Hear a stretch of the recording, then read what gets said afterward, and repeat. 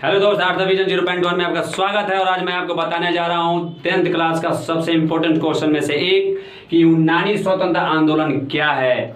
और इसका जो मैंने स्क्रिप्ट लिखा है, जो मैंने इसका पॉइंट बनाया है, इसे आप आसानी से फेयर में नोट्स बना सकते हैं और इसे याद करने के लिए आपको काफी आसानी भी हो सकती है।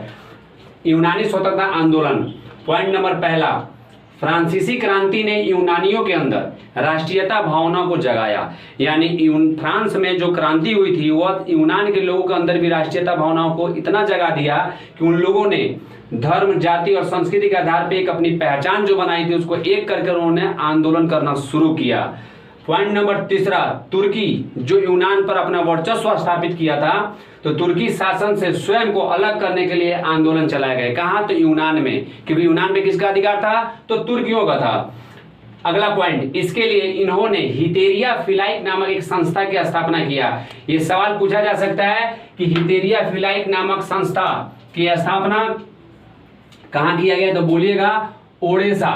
कहां किया गया था? ओडिशा। और कहां हुआ था? तो यूनानी लोगों ने किया था। किसका? तो हितेरिया फिलाई। किससे आजाद होने के लिए? तो तुर्की के शासन से आजाद होने के लिए यूनान वासियों ने हितेरिया फिलाई नामक संस्था की स्थापना की, जो कहां पे था? ओडिशा में था।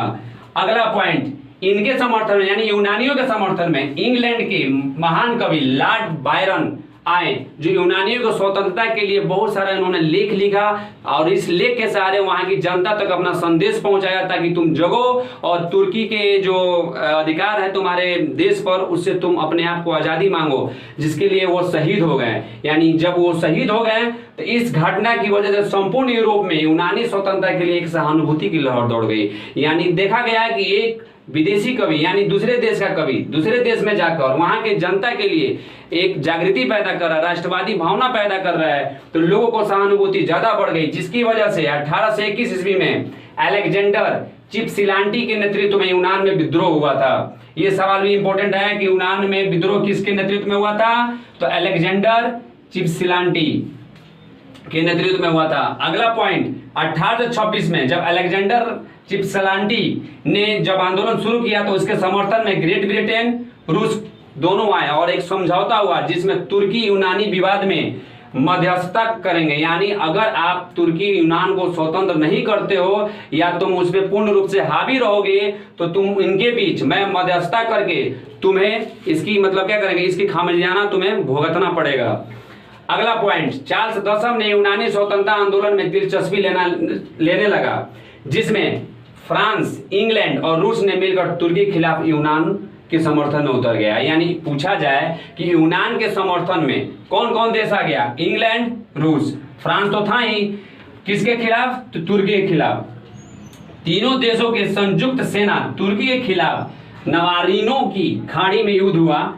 तुर्की की तरफ से सिर्फ मिस्र आया था, तुर्की की तरफ से सिर्फ मिस्र था, जबकि यूनानियों की तरफ से इंग्लैंड, रूस और फ्रांस था।